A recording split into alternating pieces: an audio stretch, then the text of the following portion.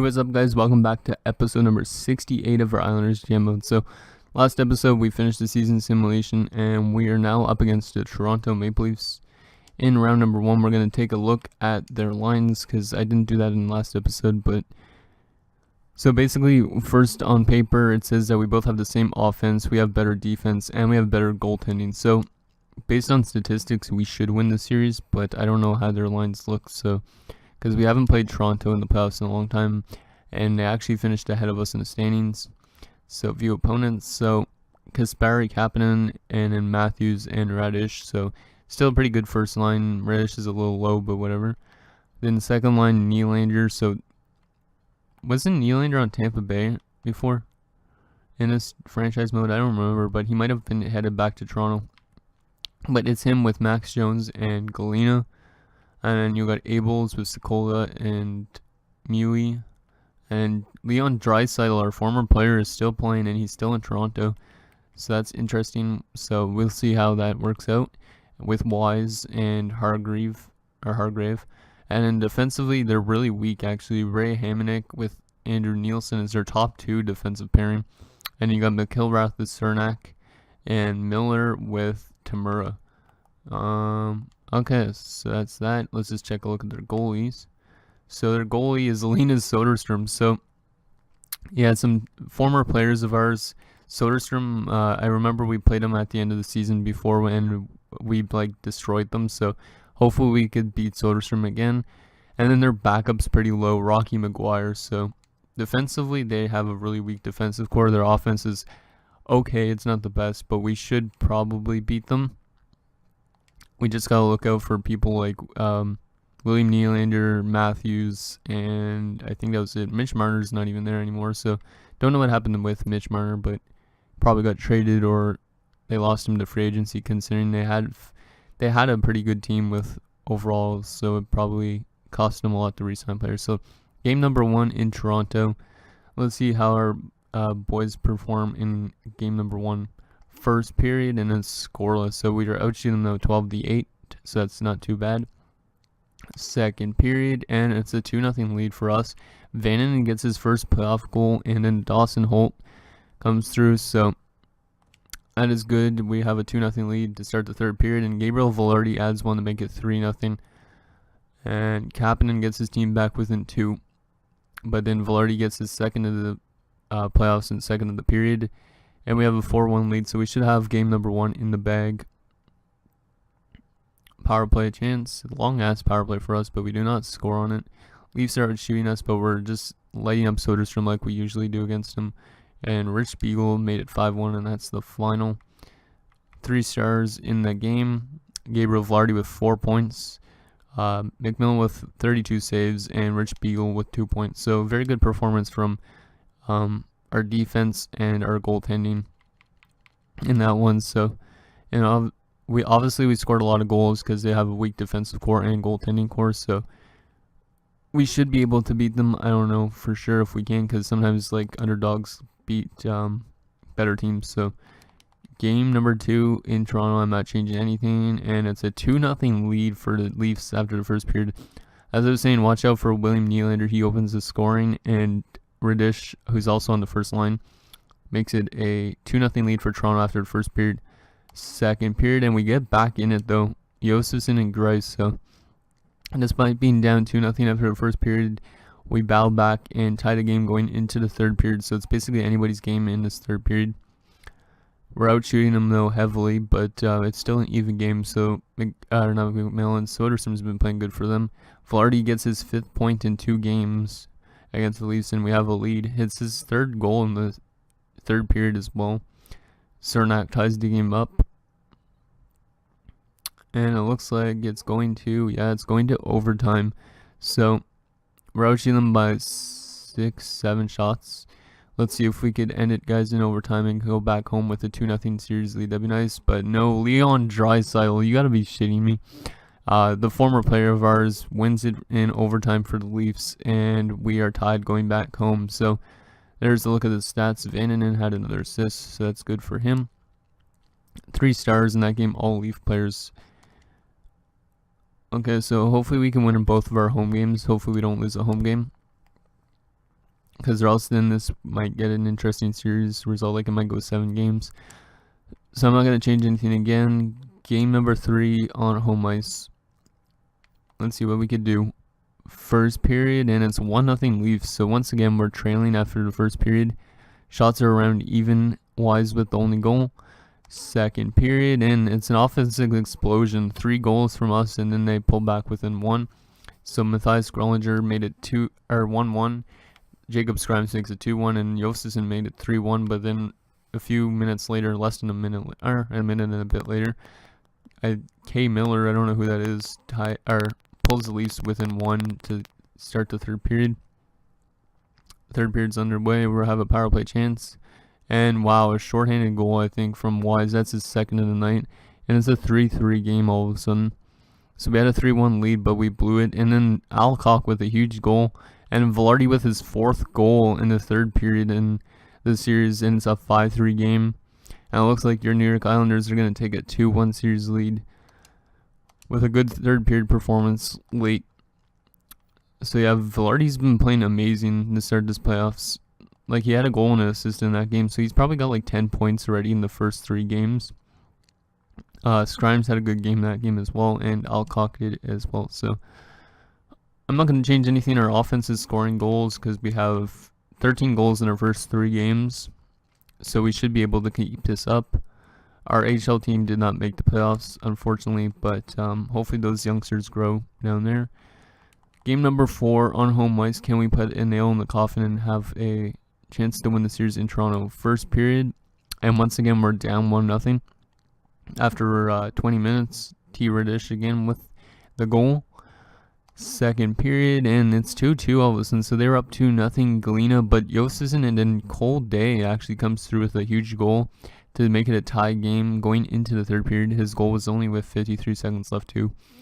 So third period underway. Can Velarde come through with another third period goal? And no, Scrimes comes through with 1. And then Grellinger, looks like we're having good third periods.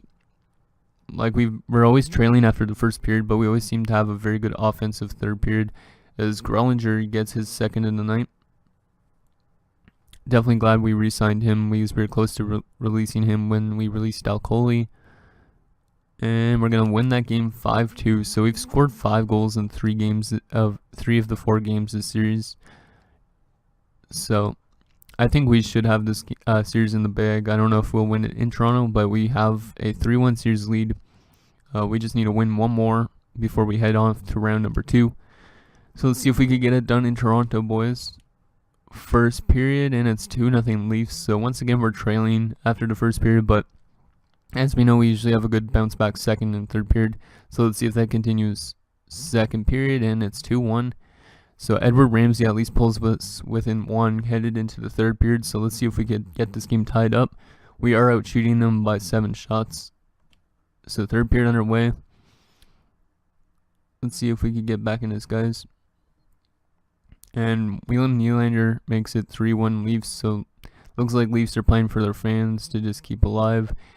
But we're still within 2 goals, but Radish makes it 4-1, and that's probably going to, it's going to make it a 3-2 series lead only for us.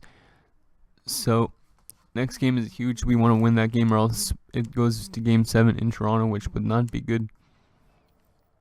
So there's the stats. Ramsey actually got a goal from Vannon and Jostison, so that line actually seems to be pretty decent. Hopefully it keeps up.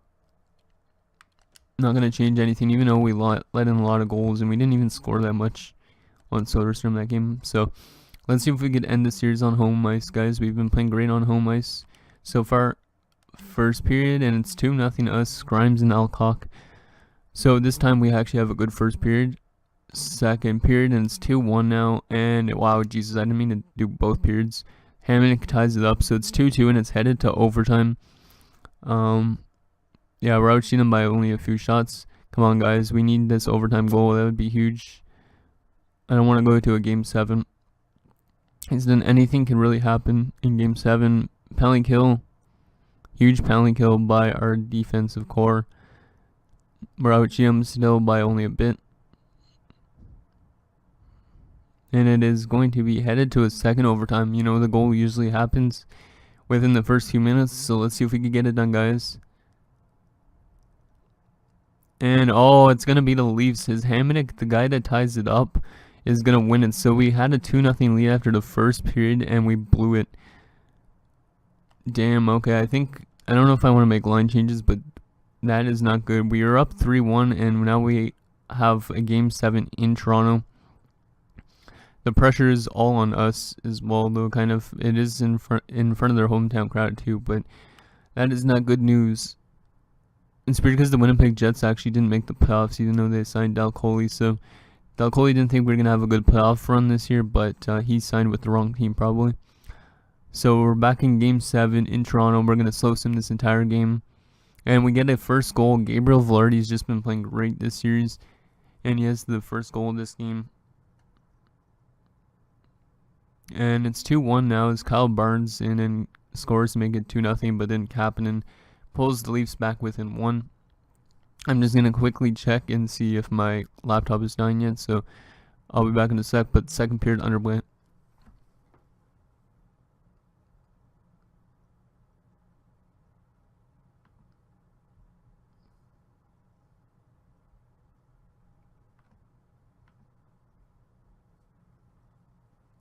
Okay, so it's kind of close to dying, but we'll finish this anyways.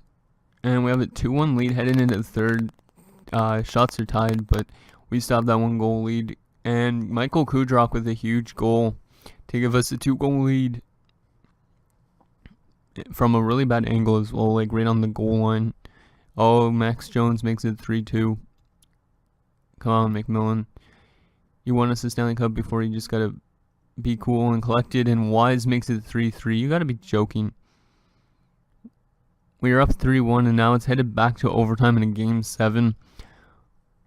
It ends no matter what tonight. So, overtime underway. We're getting outshot, and the score is tied. Come on, boys.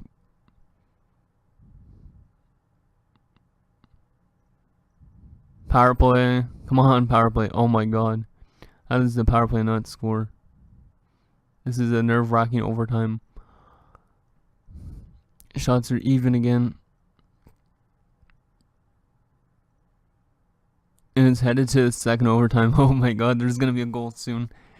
Shots are 39-38 in favor of the Leafs. Come on, boys. We needed this road goal. Power play. Oh, and what the hell is this? Shorthanded goal. Mewey and the Leafs come back from a 3-1 deficit to win the series 4-3 and the game 4-3. We had a 3-1 lead in the third period, but what a bad play in net by McMillan, I guess. And we lose to the Toronto Maple Leafs despite their really weak defensive core. I thought we had that series in the bank after we were up 3-1. But goddamn, let's just take a look at the player stats for the playoffs. That sucks. Another round 1 exit. We might have to make some changes to our team. So, let's see. Player stats for the playoffs, and then we'll sim the rest of the playoffs and see who wins the cup. So, yeah, see, Velarde was playing very well. 10 points in 7 games. And then Kudrock also had 7 points. Grimes 7 points. And the rookie Vananen even had 7 points. But, yeah, our entire team was playing great in that playoffs. And we just couldn't get it done in the last 3 games. We had a lot of minus players on our team. Worst being Vananen, even though he had 7 points. And then goaltending, McMillan. Yeah, McMillan didn't really have the best of record. Well, it says he went 3-1-0. What the hell? What happened to the other goalie? The other goalie didn't even play in the playoffs, though. That's weird. But that is a bad loss. Let's sim up to the draft, see who retired this year. That really sucks, though. I really thought we were going to get to the round number 2. So, scouting assignment. So, yeah, we're going to scout goalies. They'll keep on, just because we need a goalie, though, to replace McMillan, because McMillan's not going to be playing with us that long. I don't know if he will retire with us. We might have to trade him. Or just use him as a backup role or something. Eventually. If we find a new starting goalie. But damn, Linus Soderstrom beating his old team, and same with Leon Draisaitl. He actually had an assist on the overtime winner. But it looks like he dropped off quite a bit though as well, because when we had him he was like an 85, and he's now only an 83 I think it was. So he's probably close to retirement. Scouting assignment again. Let's go back to here. Why not? Let's go actually back to the OHL. Is add more goalies.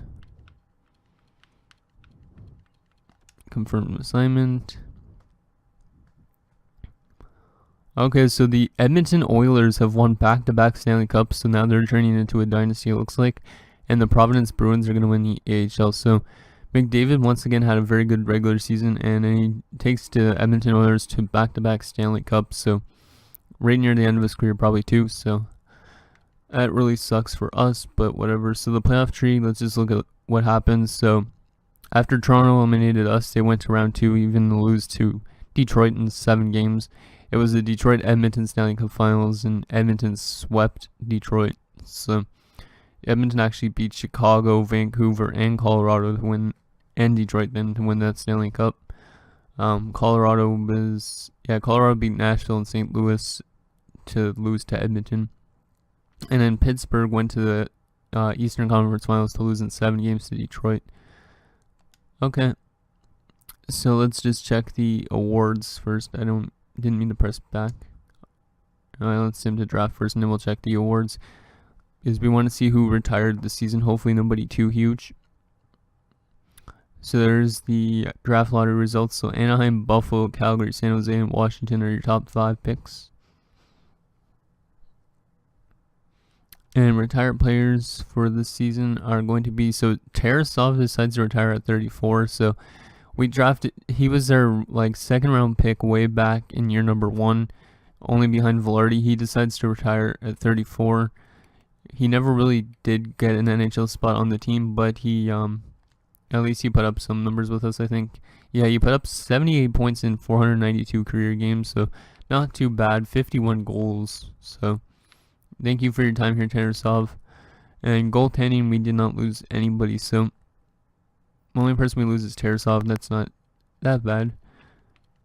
I was hoping Tarasov would be better, but he didn't turn out to be that decent at all for our team. Other retirements include Landeskog, Forsberg, Zibanejad, Kuznetsov. William Nylander retires with the Leafs, who beat us. Has an 88 overall too. Timoshev, Wenberg, Burkowski, Perlini. Anybody that used to play for us? Doesn't look like it. Yeah, it doesn't look like it. A lot of other guys, Rodrigo, Abel. So it looks like the Leafs lost a bunch of players. Thomas Chabot retires as well. And goaltenders, let's see who was the best goaltender that retired. So Andrei Vasilevsky is the best one that retires. Also Korpisalo. So Columbus has lost that elite goaltender that they had before. Nedeljkovic, Subban, McDonald, a bunch of those type of guys. Oh, Linus Ullmark decides to retire. The guy used to play for us too. So thanks for your time here, Linus, when you used to play for us. Other than that, it looks like just a bunch of prospect kind of guys that didn't do anything. That just played in the AHL maybe.